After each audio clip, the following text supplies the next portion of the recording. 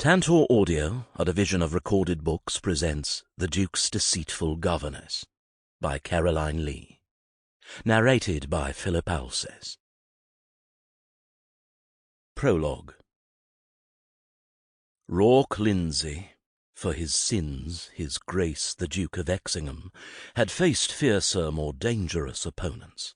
But as he steepled his fingers and studied the twins who stood on the other side of his large, disgustingly ducal desk, he couldn't recall a single one. "I suppose you ken why I've called you here today." A pair of heads bowed meekly, but he wasn't fooled. If they were pretending to be ashamed, it was only to lull him into a false sense of superiority, or perhaps pity, before they struck again.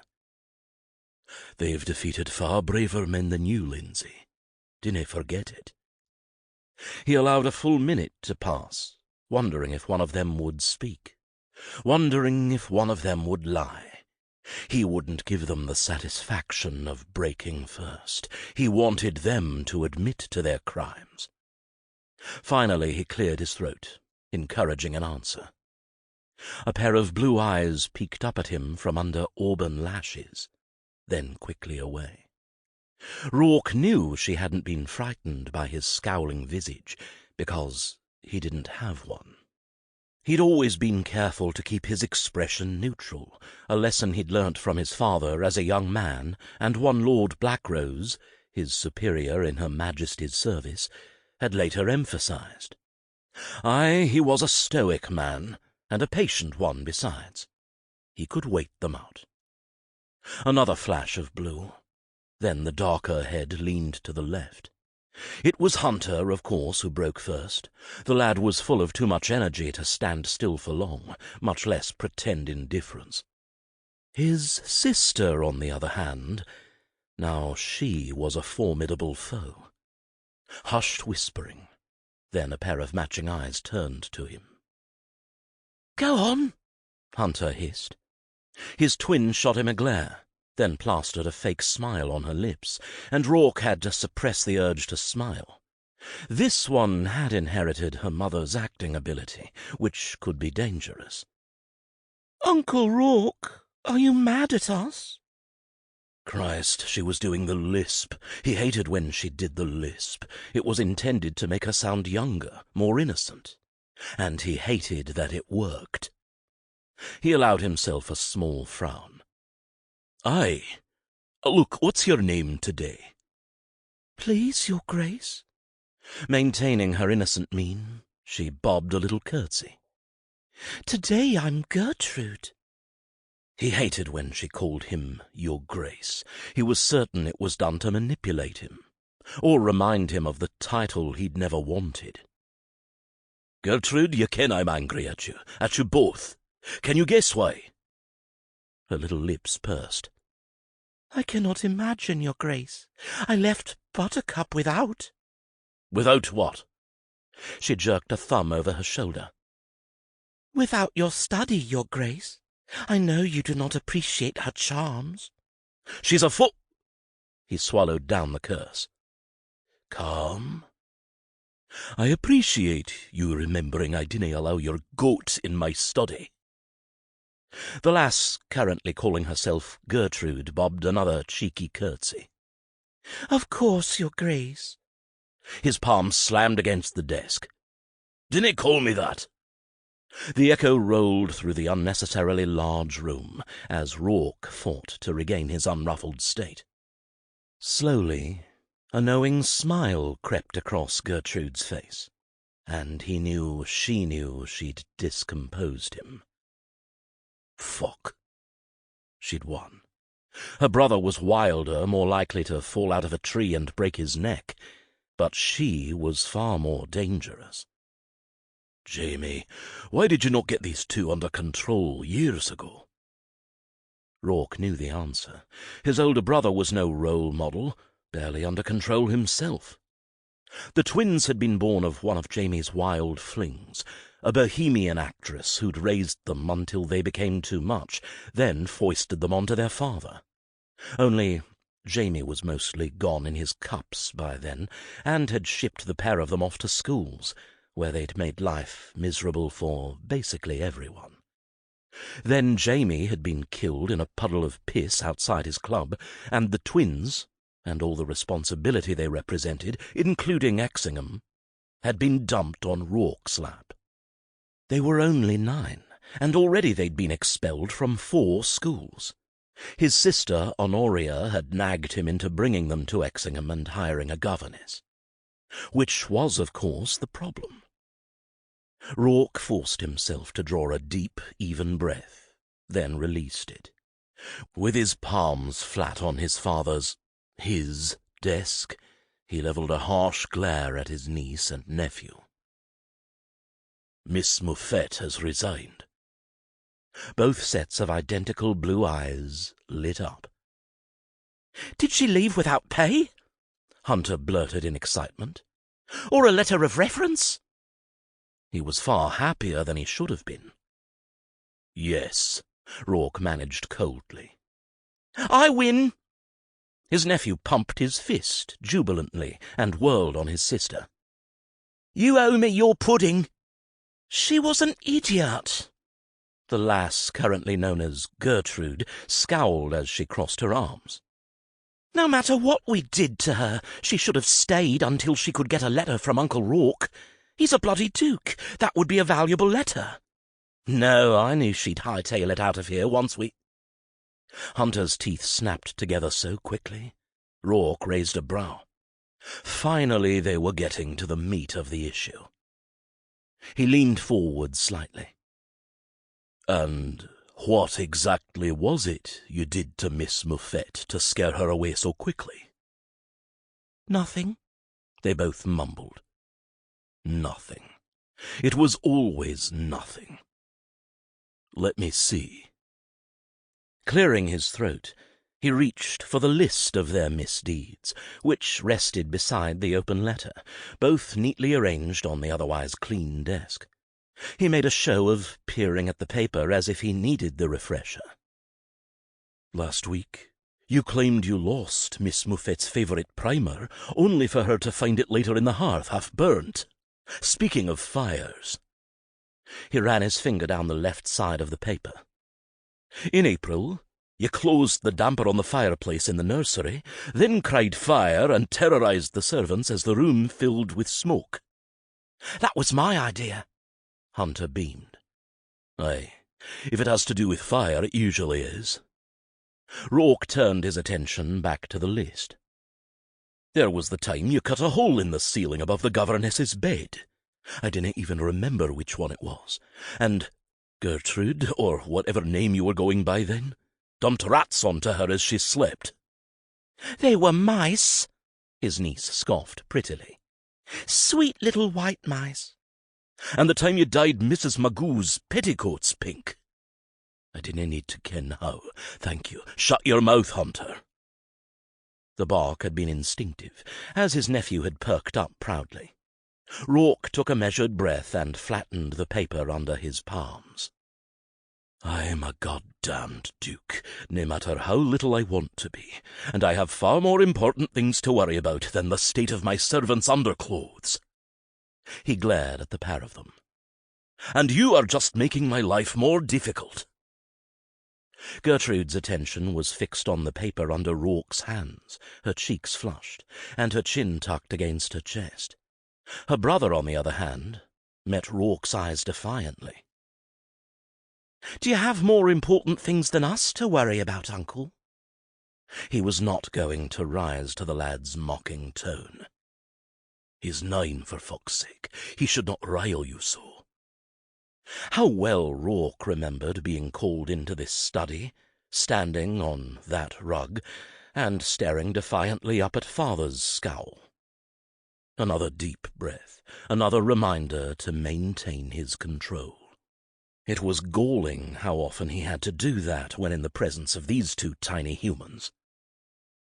"I have reached a decision," he said quietly. And apparently ominously, judging from the way the pair of them scooted closer together. Perhaps Gertrude thought her skirts hid the way she'd reached for her twin's hand, but Rourke could see the gesture of comfort. If he were a praying man, he would pray the ultimatum he was about to deliver would actually work. "On the recommendation of one of my old colleagues in London," he tapped one finger against the letter still folded on his desk, "I have hired a new governess for you, Miss Sophia Cuny." He had their attention now. "She is waiting without at this moment, likely bedevilled by that possessed goat, and she will be your last governess." They eyed the letter worryingly. Good. Let them worry. Perhaps Miss Cuny was a gorgon, a hideously cruel monster who would make their lives miserable. Or perhaps she was a sweet-tempered bit of fluff who they'd be able to manipulate and bully. Rourke didn't know and, frankly, didn't care. As long as the twins settled down and began to actually learn their lessons, he'd be thrilled. Or as thrilled as someone like him could be. The letter was from Lord William Blackrose, his supervisor. The man was solid, dependable, and knew more than he ought. How else to explain the greeting and subsequent offer? "I have heard of your trouble, Exingham, with your brother's children, and I have a solution. I am sending along a young woman to your estate. Miss Cuny is bright, dependable, and experienced. She will be able to control those youngsters so you can get back to your duties." She would indeed have to be remarkable to have earned Blackrose's praise. Although the letter, which had been delivered a few days before the new governess's arrival, didn't state the older man's connection. If she was worth Blackrose's approval, Rourke was confident she could handle these two wee hellions. "Are you not going to ask me why Miss Cuny will be your last governess? The last governess I'll have to hire," he growled in a low, dangerous voice. Mutely the twins nodded with wide eyes, still clutching each other's hands. Grimly he pushed himself to his feet. "Because you will ensure it." Knowing he had their attention, he slowly limped around the desk. "You will treat Miss Cuny with the respect she is due. You will follow her instructions, and you will attend to your studies. You will ensure she doesn't resign." He held their gazes until each of them, first Hunter, then Gertrude, dropped their chins, which he took as agreement. Rourke hadn't demanded they cease their bedeviling or their adventures. Lord knew he and Jamie got into all sorts of scrapes before life changed them both. All Rourke needed was for his brother's children to learn self-restraint. "Miss Cuny will teach you," he muttered, more to himself than to his niece and nephew. Satisfied he'd made an impression, Rourke nodded and crossed his arms in front of his chest.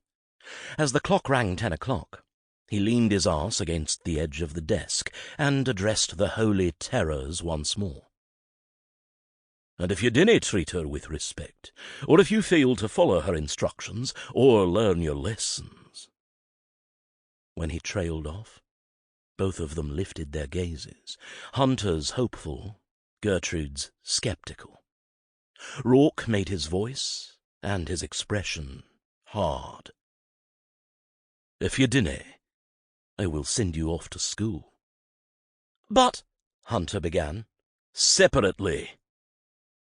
They sucked in a gasp at the thought of being separated, and he hated the way his gut clenched at the thought of their misery, of being the cause of their misery. At that moment there was a smart rap on the door, and the butler opened it. "A Miss Cuny to see you, your grace." "Very good, Carruthers."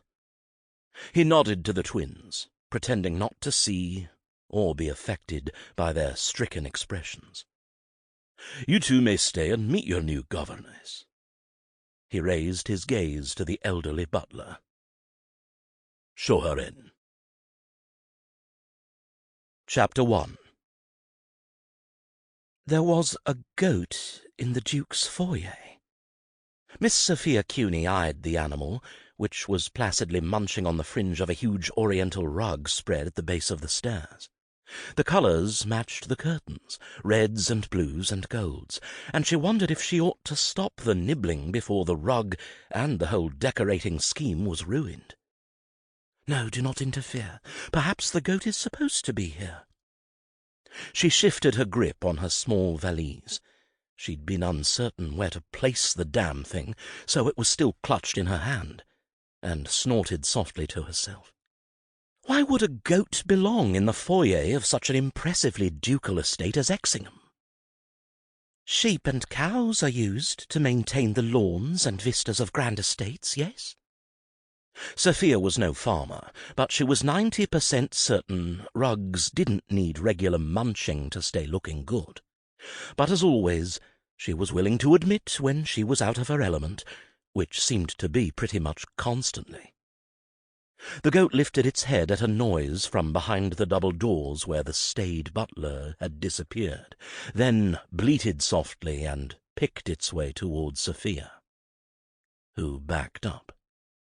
The animal kept coming until it butted its head against her valise. Remembering the goats in her small village, who would eat anything, Sophia hastily clutched her bag to her chest, hopefully out of the animal's reach. The contents were too valuable to be left in her small trunk, much less consigned to masturbation. No, that wasn't the word. Mastodon? Mastication, too valuable to be chewed up. "Shoo!" she hissed. The goat butted her hip, and she took another step backward. "Shoo, I don't have time for an ear scratch right now." A throat-clearing jerked her attention away from the determined animal, and she saw the silver-haired butler maintaining a perfectly neutral expression.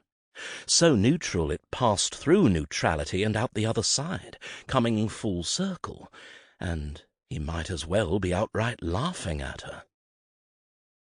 "His Grace will see you now, Miss Cuny," the man intoned, neutrally, of course, with a small bow. She took a hesitant step forward, and when the goat didn't butt her again, repeated it more confidently. Glaring at the butler, daring him to comment on the fact she'd been talking to a goat, she reminded herself to keep her chin up and try to act like a governess. Which was difficult, considering she'd never actually met a governess. "You've been to school, quite a few of them, actually. How different can it be? Just act like Miss Twittingham and everything ought to go well." As the butler swung the door open for her, she belatedly remembered Miss Twittingham was now a countess, and also a complete nincompoop. So perhaps she wasn't the best role model. There was a man standing in front of, rather leaning against, a large desk.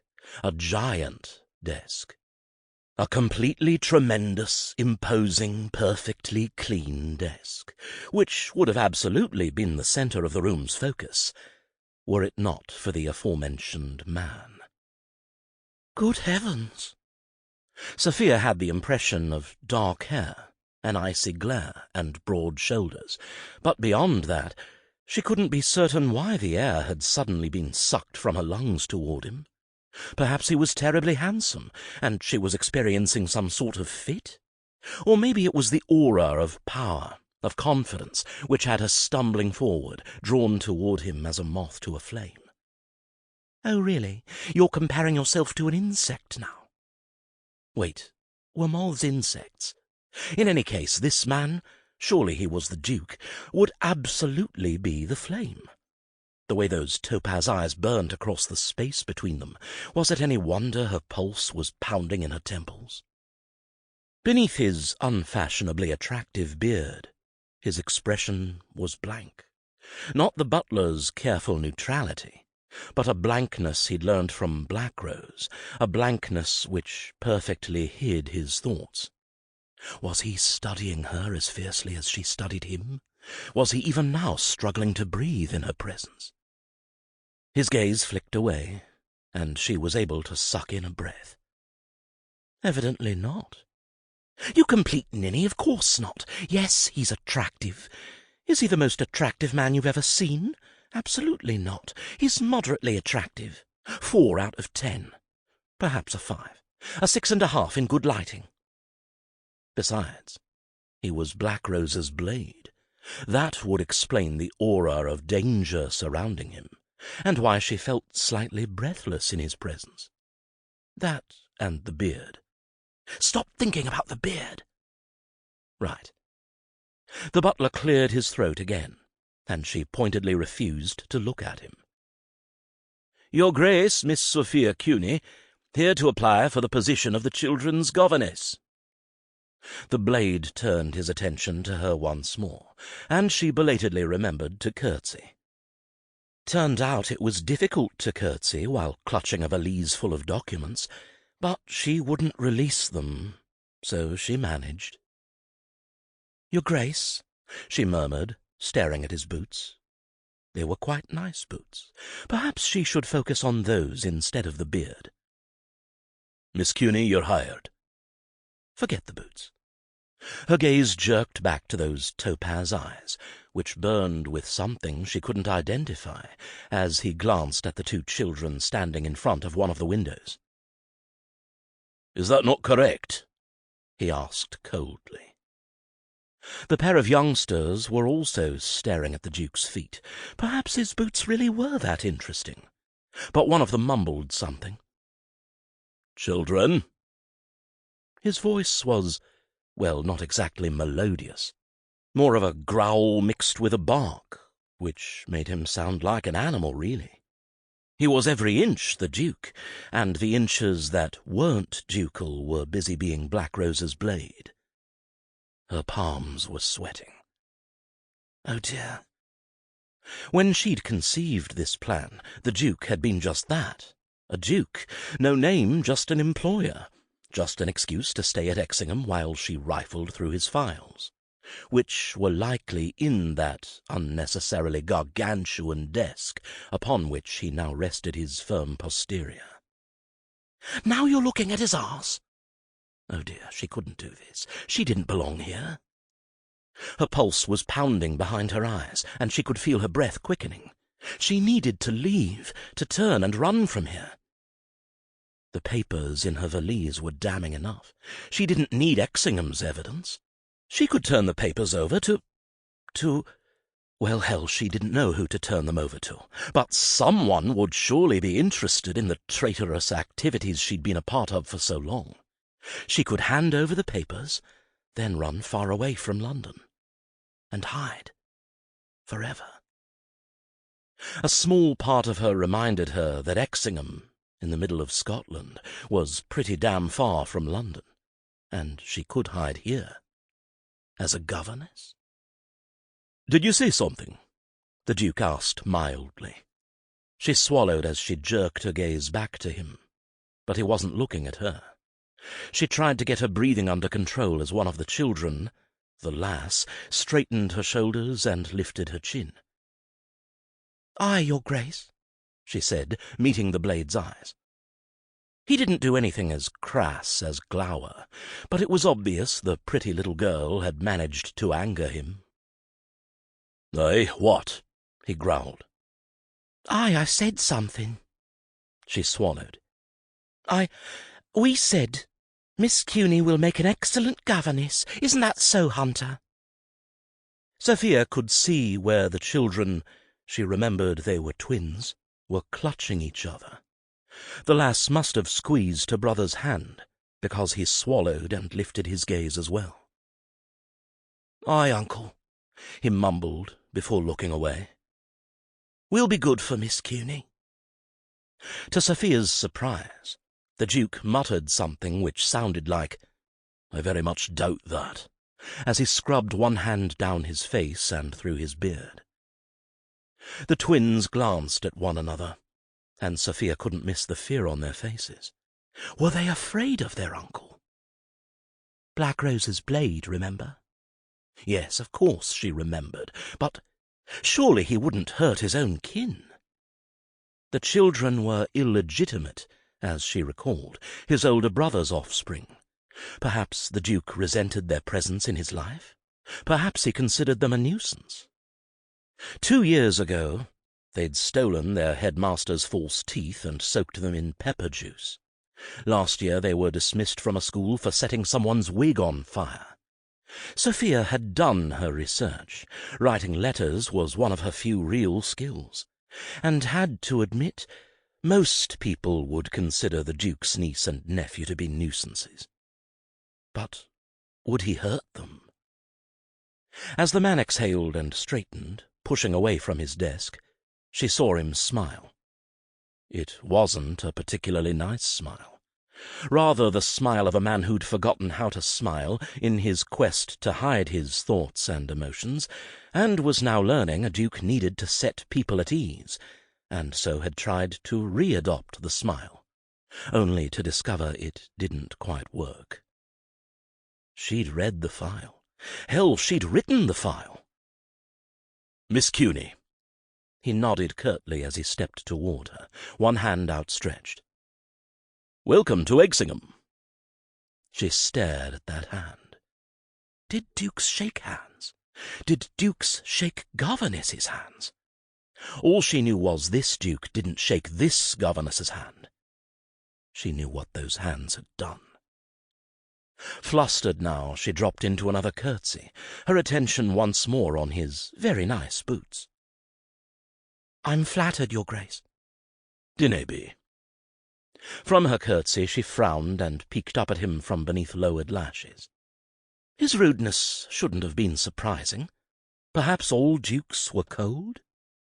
He was studying her, his hand still outstretched. When he saw her watching him, he shrugged one shoulder. "I told Hunter and Gertrude I would hire the next applicant, and that is you, Miss Cuny. They are under strict orders not to scare you away." "You can't stay down here forever, you know. You're going to have to straighten before your knees give out, and you get to examine this rug for signs of goat munching." Damn it, her subconscious was right. As she rose from her curtsy, she glanced at the children. They were watching her with uncertainty in their eyes. Not the uncertainty which meant they would be testing her, but uncertainty which stemmed from fear. The Duke was still standing there, hand outstretched, and because she could only pretend to misunderstand his offer so many times, Sophia swallowed her own worries and accepted his hand.